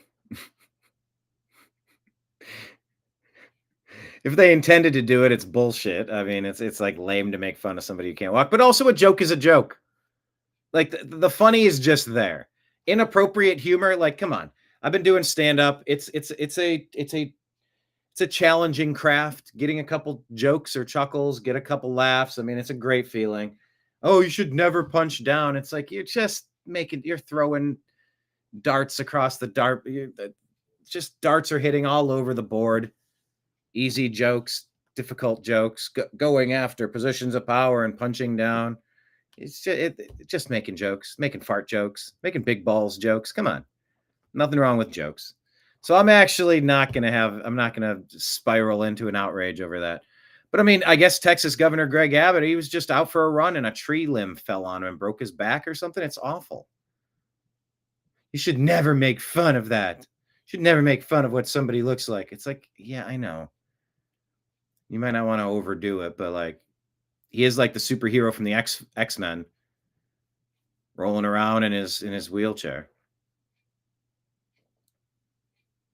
So, sorry, I can't get outraged at that. I'm just not going to. All right, here's a drop from Miss Muckraker. Let's go through what is on tap today. U.S. trade deficit shrunk to 16% from May to June. That's down $60 billion. It's no longer all going in one direction. That sounds like a great thing. There you go. Doge staffer Big Balls revealed as the one who came to help a lady in D.C. who was getting attacked by 8 people. Carry your self-defense and destroy the demons. Do not let yourself become a victim, people. Good Lord now. What is he next to? It says American. What is that? What is he next to? It's not a cop car. It says American. Breaking: Senator Adam Schiff is under criminal investigation for fraud per Fox News. All right, let me just add one thing. These mortgage restrictions and limitations are kind of wonky, pretty stupid. And in Schiff's case, maybe he's the exception, and let me double check the specifics on it. But there are people, and it's not so easy to have like, this is a rental property, this is an investment property, this is my full-time residence. This is, people change. People have short-term plans, medium-term plans. People get into a situation looking for one thing, and then the circumstances change, and then you just, there's a lot of this. I think these, for a lot of people, this all needs to be eased up. Remember, they went after Trump because he paid a loan back and didn't harm anyone. Like, everything has gotten so stupid and weaponized with mortgages. I want it all to stop. I don't like it. Now, if it's egregious to the point, I don't think it's all that outlandish for someone who's in Congress. And Schiff should be in jail. He doesn't deserve to be anywhere near Congress. But if you're from a place and you have a home, that's your primary home, and you're in Congress, well, I guess you have a second primary home then. You have to work out there. You're not going to fly back. You're just going to have a place. That's your place out in D.C.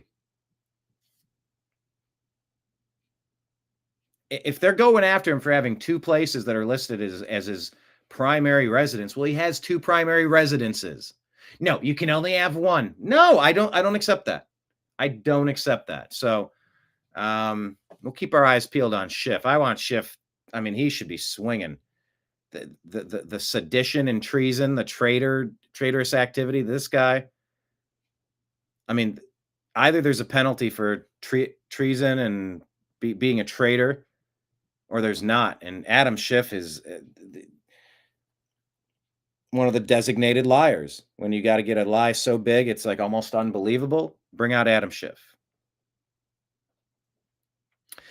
Breaking: FBI documents from 2008 confirm that Jeffrey Epstein provided information to the FBI as part of a non-prosecution agreement with the state of Florida. In return, federal charges were dropped as long as Epstein upheld the terms of his plea deal. More is coming up. House Oversight Committee subpoenas Pam Bondi.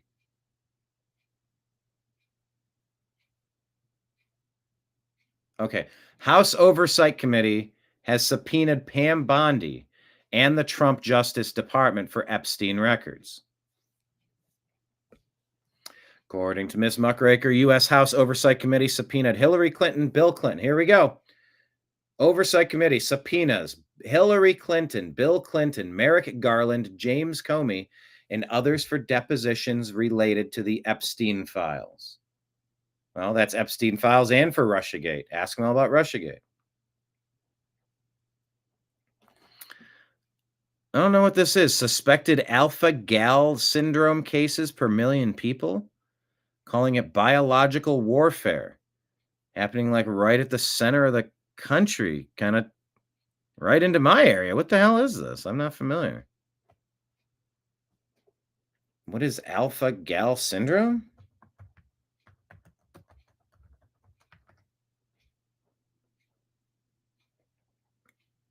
What is this? No, I had a new search, Grok. Hold on. Don't be dumb. Allergic reaction to sugar molecule found in most mammals except humans and primates, triggered by a bite from the Lone Star tick.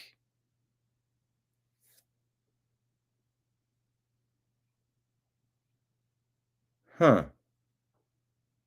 The tick bite introduces it, prompting the immune system to produce antibodies, which can lead to allergic reactions when consuming red meat. Oh, there we go. Oh, that's real bad. Yeah, I've been hearing about that for a long time. All right, so you look at the clusters. I mean, it looks like it was released in the middle of the country on the Mississippi River or something. Kansas City, maybe. Awful. Kroger's everyday low price for 1 pound of ground beef is now $9.49. In 2016, it was $3.71. This is what happens when America's food supply has been consolidated down to just a few mega corporation monopolies and small farmers get pushed out. Oh my God. Kath Gillum says 3 of the largest meatpacking plants are BRICS-aligned entities. JBS out of Brazil, National Beef out of Brazil, Smithfield Foods, the CCP. What the hell? These need to be American companies. Why are we still allowing these companies to dominate our food supply? It says, buy local, meet your farmers around you, go to sale barns, learn about your local processing facilities. I agree. Stephen Colbert is calling out Illinois for their Democratic gerrymandering, and Governor J.B. Pritzker couldn't even defend it. In fact, he insulted his own map. We handed it to a kindergarten class and let them decide. They don't even hide it. Texas must continue and other states must follow suit. They don't even oppose gerrymandering. They like it when they do it. Wall Street Ape says the real reason Democrats are afraid of gerrymandering. Here's the breakdown that will end the Democrat Party. This is why the Democrats are so scared of gerrymandering, because every blue state is already gerrymandered to the maximum possible extent. None of these states has a Republican congressperson. Massachusetts, Rhode Island, Vermont, New Hampshire, Hawaii, New Mexico, Connecticut, Delaware. These states have only one Republican congressperson. Maryland, Oregon, and Maine. Wow. These states have only 2 to 5. Colorado, Minnesota, Illinois, Virginia, New Jersey. Which means the only states that they could gerrymander more to get rid of Republicans would be California and New York. Those are their only options. Whereas Republican states are not as gerrymandered, so they have tons of options and tons of places where they could do so right now. And if every Republican state starts gerrymandering, it adds up very quickly. Like Texas and Florida alone could add 10 plus seats. But when you factor in Ohio, Indiana, Missouri, and other smaller red states, Republicans could gain over 15 seats in the House. And Donald Trump is going to pursue this strategy, which is why J.D. Vance is in Indiana right now, because Indiana could gerrymander to gain 2 plus seats. By simply doing what Democrats have already done. By the way, that's the theme for today's show. Doing what Democrats have already done. That's the gist of it. the Democrat Party will no longer exist. This is why they are all losing their minds about gerrymandering. What do you think? Do you have thoughts on gerrymandering? Is it just the Republicans now doing what the Democrats have been doing to flip the tables?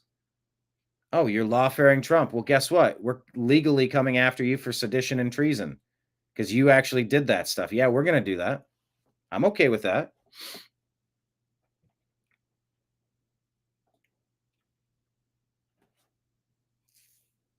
Because the right has been on defense for decades. There's been no offensive pushback. That's why the Overton window went to the 1 yard line. I don't know if we're at the 45 to 45 yard line across midfield now or not, but we've moved it far off the 1 yard line. We've had a couple of big passing plays, some nice running plays, a couple of first downs. We're moving the ball. I do consider it a team effort. I do not want to be a part of what the Democrats are trying to destroy. I don't want to be a part of their vision for the future. It's awful. All right, Rising Serpent here says it's been barely 6 months since U.S. aid was defunded. Here's a partial list of people and organizations that are curiously losing their jobs. Stephen Colbert, Howard Stern, Media Matters, Terry Moran, Joy Reid, Lester Holt, Corporation for Public Broadcasting. Funny how that works, eh? Is any of that coincidental? Breaking, President Trump will announce that Apple will commit to spend another $100 billion on domestic manufacturing. That's good. Manufacture your stuff here, please. Savannah Hernandez says how Muslim culture is changing Minnesota.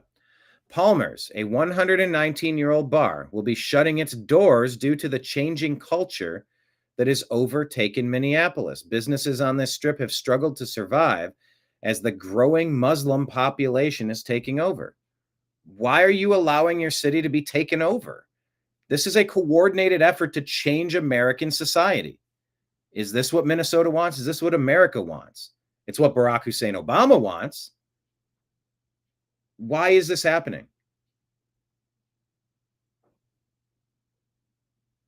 It's not a conversation about assimilation.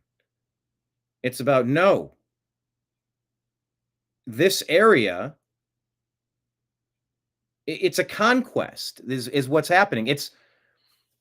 Did you ever have teachers in your history book or in your history class pulling out history books and saying, well, the Crusades are just crazy, bloodthirsty Christians, right? They're just hell-bent on domination of the world. And you're like, I don't know, that doesn't really fit. Like there is like an evangelism component to spreading the good word, but it's not through force and dominance. Oh, the Christians were definitely bad in some places. I mean, there were definitely things some places, but it was presented as just, oh, evil Christians, the Crusades, bad, bad, bad. The Crusades were to push back radical Islam that was sweeping the globe, trying to turn everything into an Islamic state. That was the pushback. In the comments section, is that your understanding of the Crusades? Is that your understanding of the Caliphate? Is that your understanding of what was happening when that happened? Curious to get your thoughts, but I thought that's pretty much common knowledge. Wow. Dr. Malouf here kind of says it all. Check this picture and this image out.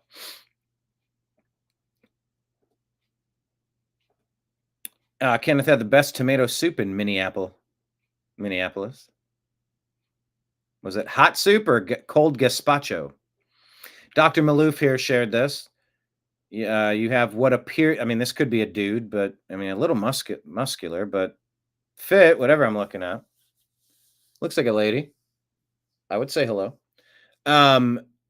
Standing at the corner there in a short dress and fit tone legs. And then there's two people over here that look like they're doing trick-or-treating. They're dressed head to toe in these outfits that cover them up almost like a ghost. In some of these, you can see the the facial expressions, but like everything's covered up like a babushka. They're right next to each other, but 1,400 years apart. Oh, because one of the stories you hear about the grooming gangs and the attacks on Christian girls and Christian women all across Europe by radical Islamists. Oh yeah, there's all sorts of excuses like, oh, they must cover up or else I can't control myself. Then you're a dog that needs to be put down, pal.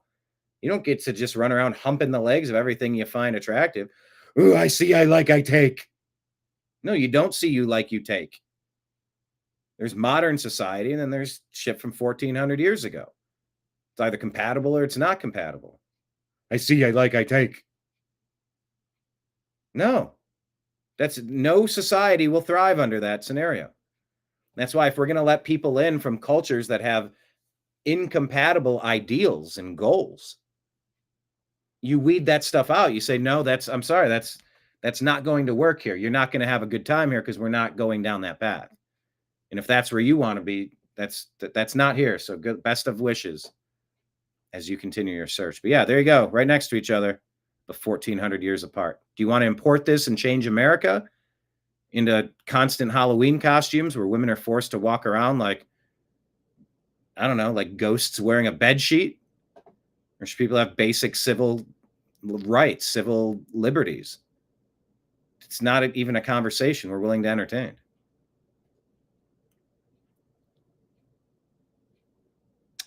Elon shared a picture of a burning horse. What does that mean?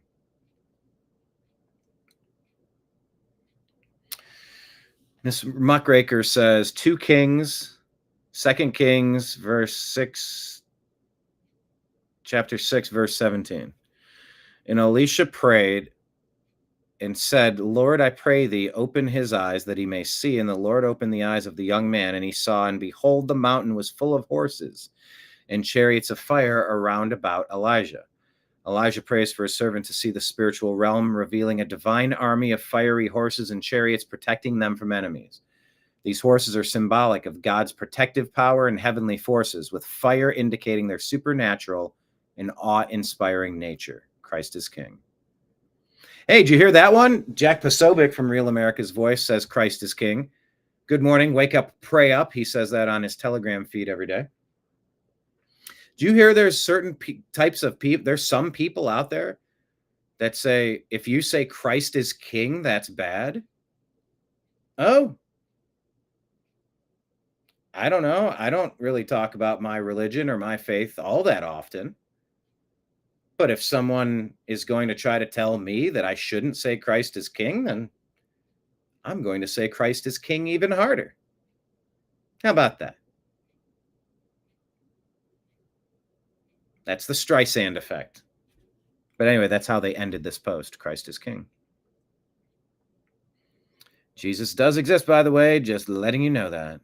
There's the final thread for Miss Muckraker. All right, moving on here. Chicago. This is what I voted for. Immigration judges in Chicago. Bye-bye. Warning, 2 now former female federal immigration judges say they're former female federal immigration judges. Former female federal. Did they write that intentionally with 3 syllables the same? terminations are part of what they see as an obvious pattern. We have seen that women and minorities have been disproportionately affected. This clearly raises serious concerns about transparency, fairness, and due process in our courts. So are you saying that certain demographics of people are acting irrationally and unconstitutionally? Almost like you're saying it would be fair to look at the quotas and look at generalizations and weigh the averages to find out why the crazy liberals are hijacking the departments that they're hijacking to ruin enforcement mechanisms to keep this country functional? She's claiming it's disproportionately going one way, and I'm saying, well, disproportionately, why are so many of the people doing the wrong things in the wrong spots, and what is similar about all those people? You're pointing it out. Let's talk about it then. Call for full transparency regarding our terminations. Judge Carla Espinosa's termination email came as she sat on the bench in Chicago's immigration court July 11th. By the way, glancing at her, I thought she was just a white person. I don't care what anyone is ethnically or racially or religious. Like, if it's compatible, that's what matters. Are you doing the right job as a judge? You can believe in whatever you want to believe, but are you trying to bring in ideals to change our society into something that we cannot have? Okay, well, if the answer is no, then all right, but then there's a second question. Is it okay to lie about that question if the goal is world domination? It gets a little trickier, doesn't it? But yeah, just glancing at that lady, I just thought it was like a crazy white liberal lady. Your name's Espinosa or something, so whatever. But once again, it's not about your background. It's about the content of what you're doing or not doing. In the span of a few days, 2 more female colleagues got the same email from female colleagues. How about just 2 more colleagues? Why does it have to be female? Or is there something about females that are not hardwired with the same testosterone needed to make the tough decision instead of the easy decision, the popular decision, the nice decision? There is a disproportionate amount of females who don't take the invasion of America by tens of millions of unvetted people from parts unknown, intentions unknown, into this country. I thought females would be more hardwired to be obviously on alert for that type of stuff. Turns out there's a large contingent. Look at the voting patterns. Who's left voting Democrat? You have some Democrat women in effeminate men. You don't have, I mean, what are you at, 20%? No, they were 50-50 and not even close. 60-40 on a super generous day, on the most generous of you have everything going in your direction, maybe. That's what I believe. But it is interesting. But I just wonder why they keep leaning into the female component. Are you a judge that's not protecting the community? Then goodbye, whatever you look like and whatever you're swinging between your legs. Gender has nothing to do with it unless that's preventing you from doing your job. That's a you problem, not a gender problem. From the Executive Office of Immigration Review, the division of the Department of Justice that oversees immigration courts. I worry the EOIR has lost its mission. The I-Team broke the story of Assistant Chief Judge Jennifer Payton's to protect your community from an invasion. Firing last month. I'm really mostly worried about our country. After years leading Chicago's immigration court, Judge Payton says the overburdened system she helped oversee. Overburdened system that you are encouraging? Oh, for the love of God, spare me your crocodile tears here, lady. See, you send them all back. You send them all out. This isn't legal. We're not doing it. Then you're not overburdened. Then you can use your resources for your own fucking homeless, for your own veterans, for your own people who are down on their luck, having a hard time, barely getting by, struggling to make it. No. Let's give all of our resources to people who snuck in, people that are damaging our country, trying to fundamentally transform it into a hellscape. No, thank you. He's buckling. Since January 2025, I've watched my professional colleagues and what have you watched him do? Be held accountable for shitty actions, or friends, over 100 of them, be either fired, resign, or transferred to other government jobs. Right. Even more judges have simply quit. That leaves perhaps 600 immigration judges now, down from a high of a little over 700. Why would we want a high? We have Americans who need American jobs. Stop importing the third world. Stop importing from anywhere that's not America.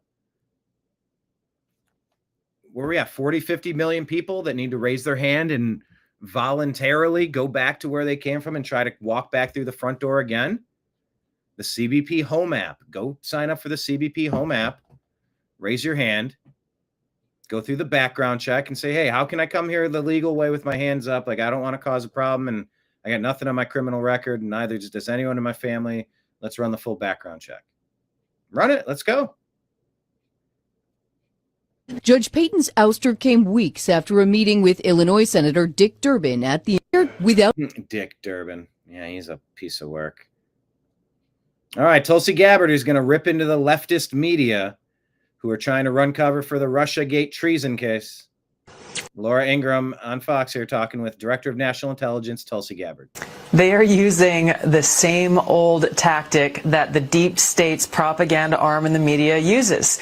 Whenever they come across something that is true and that doesn't go along with whatever their narrative is that they're trying to shove down the throats of the American people, they first usually ignore it, as they did when I first released these documents a couple of weeks ago. They tried to ignore it. When they realized that they weren't going to get away with this, that this story was going to continue breathing life, we continued releasing new documents, then they decided, oh, we'll take this approach of say, oh, this is nothing, there's nothing really to see here, this is bizarre, this is a conspiracy. These are the things that they do over and over and over again, and the next step they will take when they feel that they are not succeeding in she's laying out the playbook. In getting rid of this truth that we have uncovered for the American people, then they will go down the route of we must destroy and smear and attack the credibility of those who are delivering the truth to the American people. They've done this to President Trump. They've done this to me. They've done this to so many different people, once again, who are trying to tell the American people the truth and expose these people, many of whom you just showed, for who they are as the propaganda arm of the deep state, which would have no power and no influence if they weren't able to feed their lies into a willing spokesperson through the propaganda media. They are using. So let's see how they use their same old tactic, the deep state propaganda arm. Someone here claimed that Barack and Michelle Obama's former Martha's Vineyard hideaway has been sold. And that was yesterday. So let's look this one up together, shall we? Did Obama sell a Martha's Vineyard property to Les Wexner? Let's share this tab instead. We said, hold on, this cannot be true, right? That's what we said. No, Obama did not sell a Martha Vineyard property to Les Wexner. Property in question, Blue Heron Farm, was rented by the Obama family for summer vacations from 9 to 11, but they never owned it. It was owned by Molly and William Van Devender during that time. Then it was sold to architect Norman Foster and his wife, Elena Foster, in 2011 for $22 million. The Fosters listed the property for $39 million in May of 25, and then sold it to a trust tied to Les Wexner's family for $37 million in July of 25, setting a record for the highest residential sale on Martha's Vineyard. The Obamas purchased a different Martha's Vineyard property in 2019 for $11.75 million, which they still own.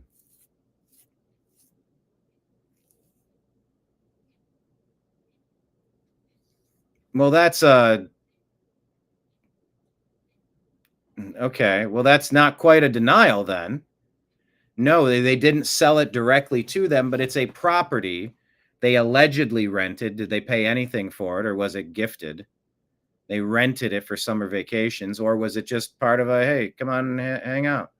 Oh, by the way, while you're there, we have every room bugged, and we're going to get information against you because you don't stay for free. We get dirt, blackmail we can use against you. They never actually owned it. They just rented it. They just stayed there for free.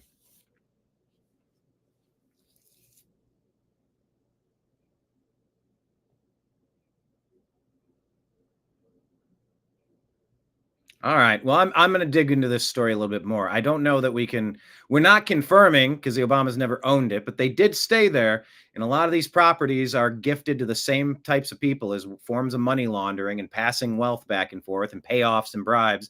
And Les Wexner with Jeffrey Epstein is right at the top of the list. Anything that touches Les Wexner's name is suspect. Anything. So that's my interpretation of it. But no, Obama never owned it. They rented it and stayed there for from 2009 to 2011.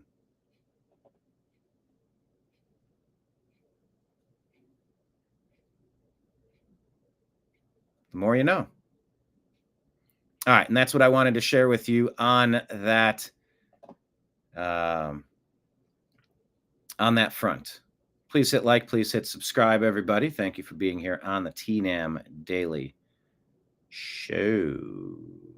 There we go. All right, we're going to do a lightning round buzzing through our X account. Let's pull this one up and show you the stories here at American_media_. Right there, pinned at the top of our X page, is our interview with John B. Wells from Caravan to Midnight.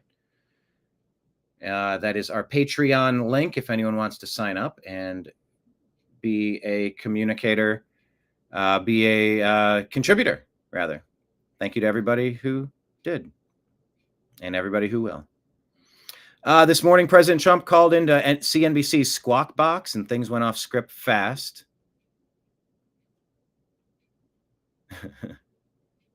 Trump cut him off mid-sentence. You don't have anything more to say, Joe.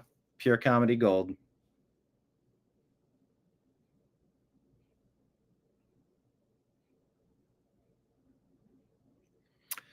James O'Keefe says the U.S. State Department just responded. They're going to drop undercover footage exposing a CCP-linked scandal. Let's just say it. It's not looking good for the State Department official that we caught on tape. Stay tuned.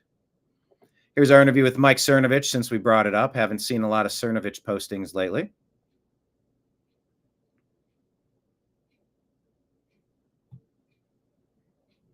Let me shift it to that. It's maybe the better screen.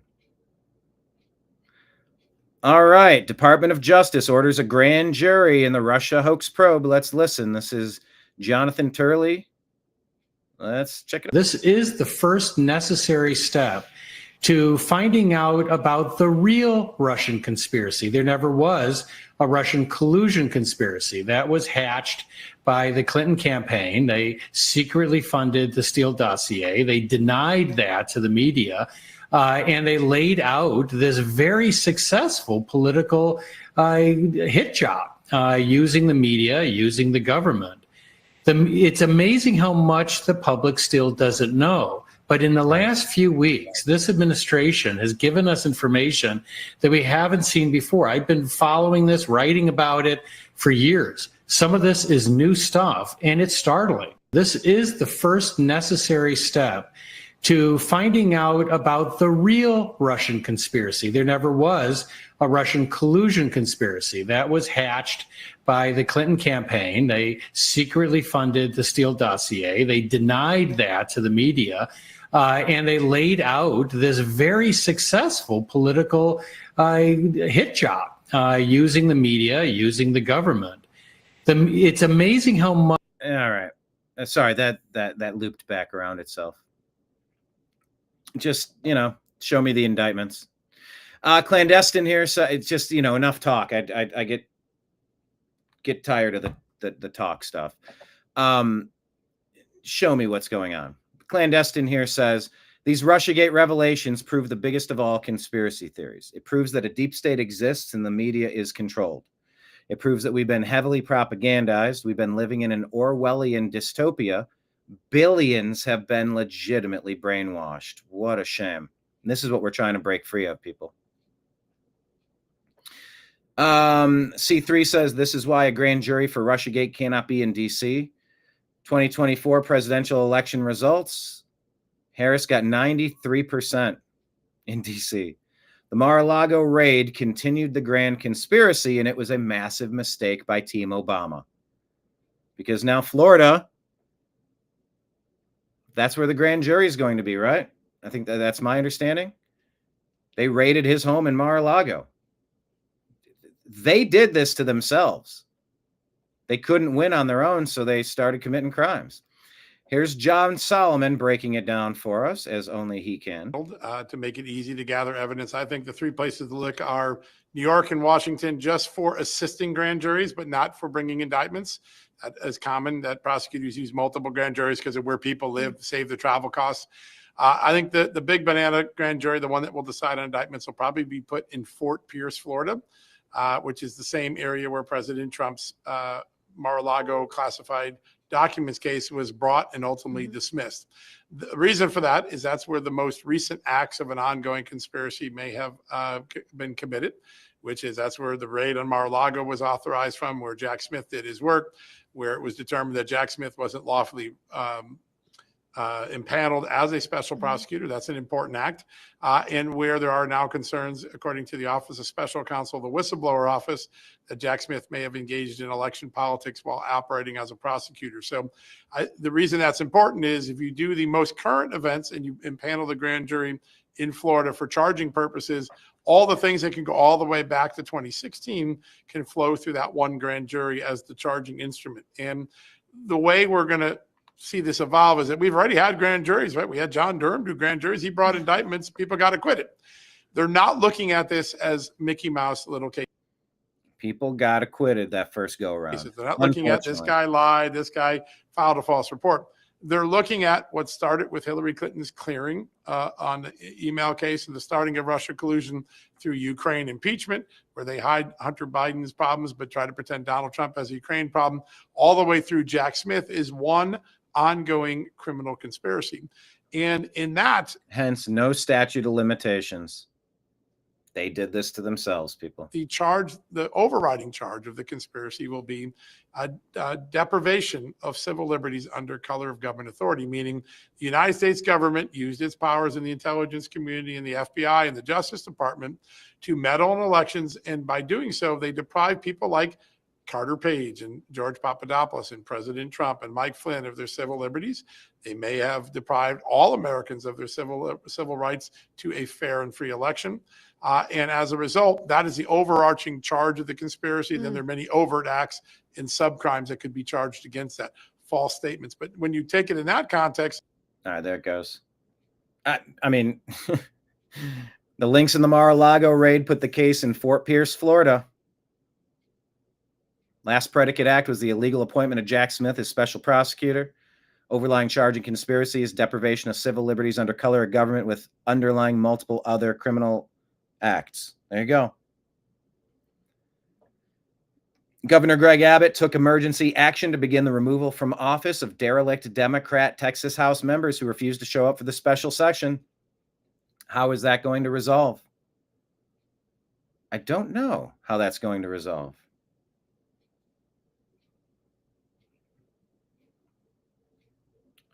America First Insight says J.D. Vance is heading to Indiana to discuss a redraw. With rather minimal shifts, you can get a 8R1D map. So just tighten up one goofy backward big city and then all the rest of the normal people. Indiana can be 8-1. I don't know what it is right now. What's this comment? Even in a bad year for California Democrats in 24, you can create a 52D or 0R map with no seat being less than Harris plus 10. The Democrats are saying it. I don't know. Not sure what to make of all the gerrymandering. These stories were crazy. CBS News found an ex-FBI agent to say that who went to the repair shop and someone put evidence onto a computer. Hold on, what? This is CBS. The isn't this the Jimmy? Who is it? Who got canceled? Stephen Colbert. Experts say it has all the hallmarks of information. All the classic earmarks of Russian disinformation. Lies, lies, lies. Experts say it has all the hallmarks of information laundering. This looks like your classic disinformation campaign. Eric O'Neill is a former FBI operative. Steal the information with a cyber attack, get the emails from Hunter Biden's account, and then put them on these laptops that are left at a repair store. And that's how the information is now laundered into the public.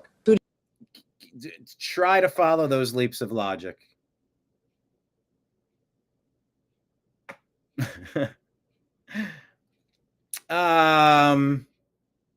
Yeah, there was a story about Drudge Report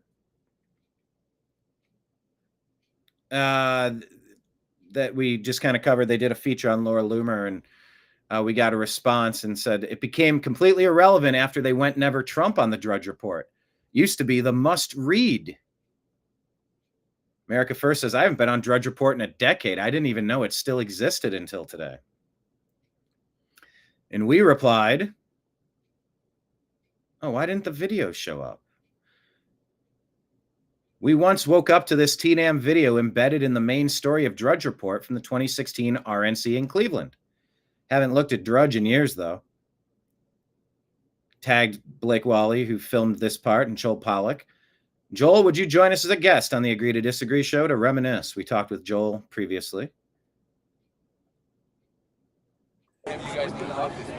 Yeah, this video is The Daily Show confronting you're totally Joel Pollack with Breitbart. But you're not. Why can't I film? This is a public space. They're trying to tell me he has no right to film. Making up rules about Trying to strong arm this guy. I'm on property. Don't touch me. He goes, don't touch me. All right. We're gonna pack up. Yeah, let's just go. And they ran him out of there because the Daily Show was trying to make people look stupid at a Gay Republicans for Trump event. So they shut him down. They shut him down. Where was the X feed? Where was that? I need to share this one. There we go. So check that video out. It's up on our X account. Breitbart editor assaulted by Daily Show goon. I forget what we titled it. Yeah, the very front page story. You click on the story and our video was embedded right there. It was like the #1 story on Drudge Report. That was a big deal back in the day. I haven't used Drudge Report much lately at all. Yep, Adam Schiff under criminal investigation for alleged mortgage fraud following a federal referral and DOJ involvement flagged by a Trump admin source.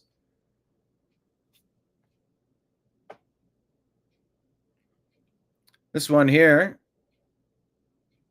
McCabe as the wingman and Christopher Wray holding him to account for his FBI agents concocting a plan to kidnap Gretchen Whitmer. And why he had FBI agents embedded with Trump supporters on All right, let's. Appointed by Trump. You know, many people like to point out that Christopher Wray was appointed by Trump. Christopher Wray is a member of Permanent Washington who doesn't like to discuss anything, including why his agents concocted a plan to kidnap the governor of Michigan or how many FBI agents were active on January 6th. The FBI gets away with all this because they are permanent fixtures in Washington, as is your national media. Andy McCabe is always on CNN these days. Peter Strzok and John Brennan and James Clapper, regular fixtures on MSNBC. So is former FBI counterintelligence official Frank Fugalizzi. Watch this revealing moment from last night. Fugalizzi informs MSNBC producers that the term raid is a little strong. So MSNBC changed the chyron in real time to obey his command. Agents, by the way, don't like the word raid. They don't like it. It sounds like it's some kind of, extrajudicial, non-legal thing. It's the execution of a search warrant. It's a court-authorized search warrant. The takeaway here is not that the media is biased, you know that, or that the FBI should prosecute Hunter Biden for, as in the famous words of Stephen A. Smith, smoking crack. You know that as well. We're not calling on the FBI to raid Eric Swalwell, even though he's been sleeping with Fang Fang, the Chinese spy. What we're saying is that if the Biden administration doesn't immediately take steps to dismantle this uniparty, to stop the FBI's corruption, to take down Permanent Washington, to terminate Christopher Wray and Merrick Garland, for starters, then these kind of raids will not end. Republicans will eventually take power, and then they'll do the same thing 10 times over. They'll raid Swalwell and Garland and Hunter Biden, and that'll be just the beginning. And will that be good for the country? Probably not, but it will be inevitable. Well, You know, that was from what, back in the day on Tucker Carlson. He hasn't been there for a minute. Christopher Wray's referral goes over to the Department of Justice for lying to Congress. Reminds us of his refusal. Full, transparent investigation into the attempted assassination of President Trump. Will you answer the question, Director? Refusal to disclose info on the horrific Butler, Pennsylvania events during his congressional appearance. That's the Benny story with Holly. I think the link here to help should be somewhere in there.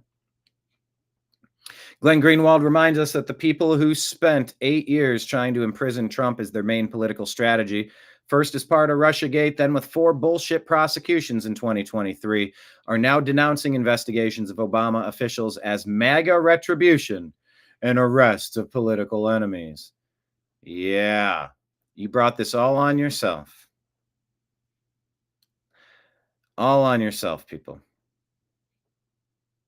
Former Obama Attorney General Eric Holder says Democrats in the House might refuse to certify the 2028 presidential election because of the redrawn maps in Texas, without mentioning the grotesque gerrymandering in Illinois or New York. If there's an honest historical accounting of our time, Holder will go down as one of its most sinister characters. I agree. Democrat appointed Laura Howard of the Kansas Department for Children says she will not share SNAP data with the USDA after the USDA requested the info so they can crack down on fraud. Rasmussen Report says 73% of voters are following RussiaGate hoax news very closely and think Obama officials committed serious crimes. So now, Chicago One Ray here says Barack Obama can now be brought before a grand jury. He cannot plead the fifth because he has immunity from prosecution. Then if he lies as the private citizen, he no longer has the immunity. Pam Bondi has directed her staff to act on the criminal referrals submitted to Tulsi. It's go time. So fingers crossed.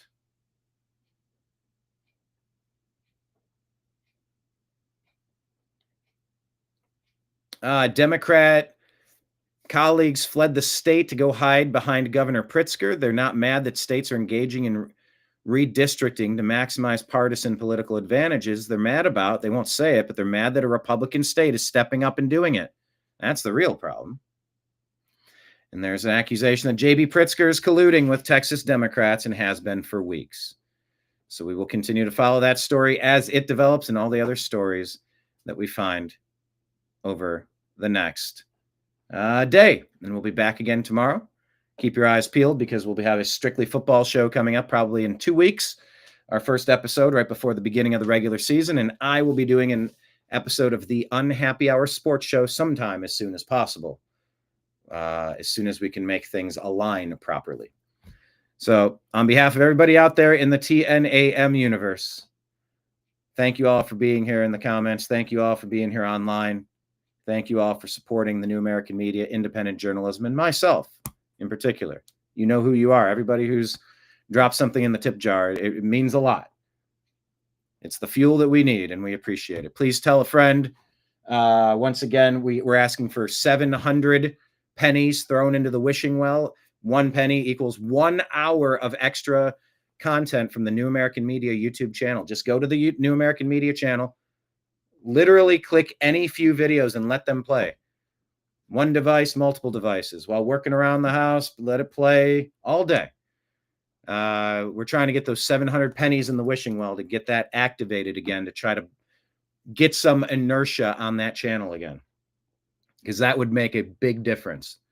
So that being said, I appreciate you. I love you. We'll be back again tomorrow. We'll talk to you again soon. Take care, everybody. Peace.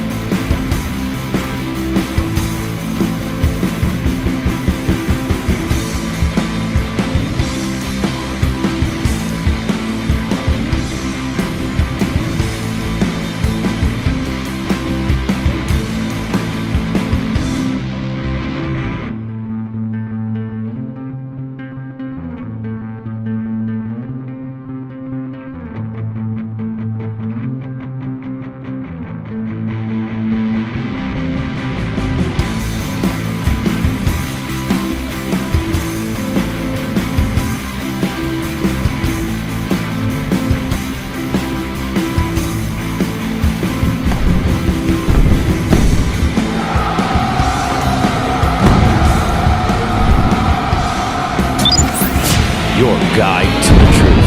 TheNewAmericanMedia.com.